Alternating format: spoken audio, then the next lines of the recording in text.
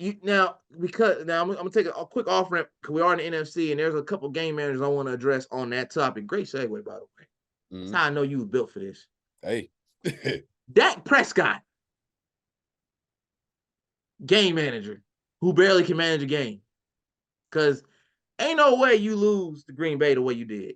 And then try to make up for it in garbage time. Like, well, we only lost 48-32. No. No, It no, was no, no. 48-16, You sir. lost bad. You got smoked. It was You twenty-eight lost six at bad. half. They What we got talking dog about? walked. They got dog walked. They should be embarrassed. Unfortunately, Jerry Jones is hard headed. This is the biggest problem with the Cowboys. And at this point, I feel like Cowboys fans should be able to recognize this and be like, hey, you know what?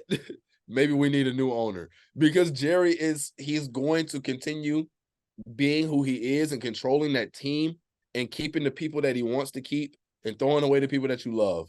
Yep. And unfortunately, Dak Prescott, as good as he is, because I will give Dak credit. He is a good, serviceable quarterback. Right. You're just not it. You're just not it.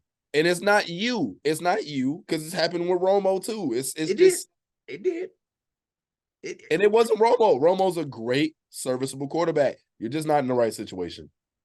And then the fact that Stephen Jones, which is Jerry Jones' son, is next up for that position, you're not really changing anything when you give Stephen Jones the keys. It's still Jerry's team by default until he dies. It's still Jerry Jones' team. It's still Jerry World until Jerry gone, bro. That's it. It's always gonna be Jerry World. Always gonna be Jerry It's World, not man. a bad thing, bro. Hey, you hate to see it. Not really, because I don't too much care for the Cowboys. I'm not a Cowboys fan either. So I mean, hey, when the Cowboys lose, America wins. That's why they call them America's team, huh? We like to see them exactly. lose. But no, man, I'm not a hater of them. I just think they always hit the same wall, and every year doing the same thing over and over again and expecting a different result is what definition of insanity, sir. So why are we doing this?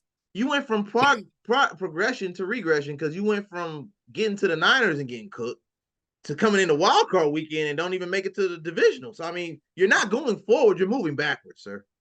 It's not good. I wouldn't be surprised if they missed the playoffs altogether next year. I would not be surprised. You let go of Zeke. If next year goes as bad or worse than this year did, if you get bounced in the first again or you don't make the playoffs at all, it's time to let Dak go. Dak gotta go. It's time to let him go. To Jerry's point, though, Jerry didn't want to pay Dak anyway. So if anything, he'll be like, I told you guys I didn't want to pay him. He didn't want to pay Dak when he was due for the contract. That's what we was talking about earlier, but you have to. See, yeah, but you have to. But a little too early. You have to. You gotta start from scratch. And it's like every year he comes out with these letters on like Twitter or X now and makes this big like announcement of we're gonna keep Mike McCarthy and we're right there, and then this guy's gonna get us over the hump. We're gonna achieve our greatest goals, and it's like, but you're not changing anything. If you're keeping Mike McCarthy, you're not changing anything. I didn't see why they kept Mike McCarthy when Belichick is right there. And if there's a franchise that someone as great as Bill Belichick is going to go and try to turn around, wouldn't you think it'd be the Cowboys? And now it's going to be Atlanta because reports are coming out. Atlanta did a couple interviews with Mr. Belichick. He's going to the Falcons. I just can't see that happening. I'm gonna have to see the ink on the contract before I believe it. I'm just reporting the news, man. I mean it was there. Multiple sources and posted the fact that Belichick might end up being the Falcons head coach next year. I feel you. My question is, why would you do that? Why would you leave the Patriots to go to? Why would you make a linear move as Bill Belichick? Why would you make a linear move? It might not be up to him. I'm looking at it like, okay, the league is evolving. The type of quarterback that you're accustomed to no longer exists. It's becoming a dinosaur. So it could be a situation where you're taking a step back, you're looking at the landscape and saying, the NFL that I once knew and loved, the game that I love, is not what it used to be. Quarterbacks are dual threats now. That's not the rare, archetype or the prototype now. Now that's the standard. You have to be able to either go into the pocket and be comfortable with the pressure in the pocket and still be accurate, or switch it up because you got somebody on defense that blitzes the whole game, like you mentioned earlier. So I think with Belichick is looking at it like this, I could go anywhere because I'm Belichick. But if I were to pick a team, to your point, because I agree, to your point, I would go either to the Jets or to the Chargers with Justin Herbert. I like the Chargers idea. I don't like the Jets. If I'm Bill Belichick, I didn't think about the Chargers. I did not think about that at all. But that's a nice spot for him to land. I mean, Cowboys is good too, but we know it's not gonna happen because Mike McCarthy's staying. But yeah. If I'm Bill Belichick, basically I'm pulling my card and saying I'm Bill Belichick. Fire your coach. I want to coach you. Oh, and there's still, and while he does, the league is changing. Quarterbacks are dual threats now, but there's still a couple.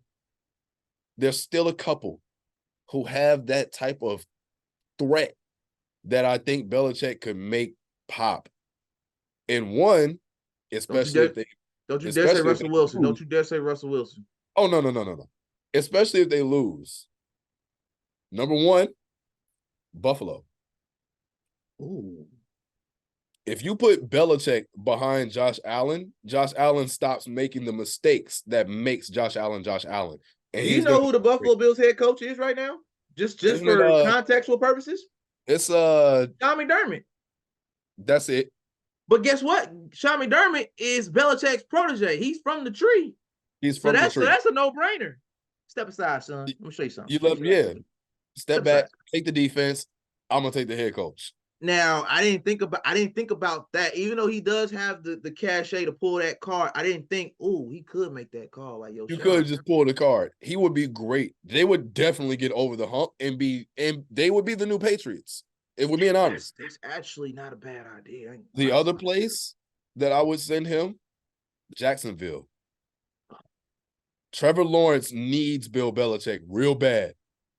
Real bad. Can I ask you a question about Jacksonville? Because let's put some context behind that. Because you said something and it opened up a can of worms. Because Trevor Lawrence was winning the AFC South until he had that high ankle sprain.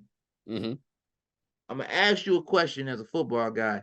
Was it the player's decision or the coach's decision or the trainer's decision to play 5 days after the injury? Player.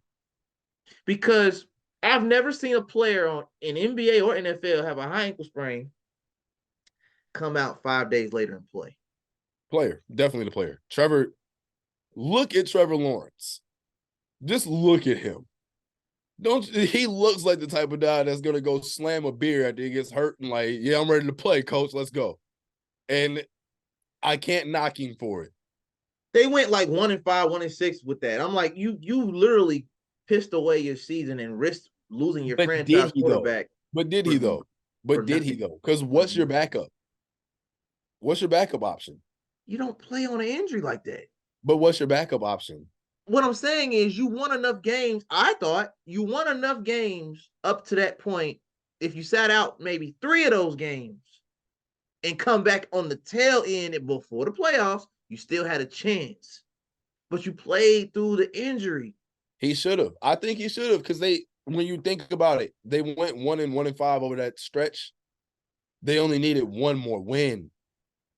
If they would have won that last game of the season, it was completely different. And it came down to the last drive. And that's where I'm saying, if I'm Bill Belichick, I'm pulling card. And I'm like, I'm going heat with this young man and taking him to the top. So Doug Peterson is also a Super Bowl champion coach, just not as many as Belichick, obviously, but he got one. He got the one in Philly. He got one. He ain't good enough. He done. He done. They get him out of here. Get him out of here. If you're that good, why didn't the Eagles keep you?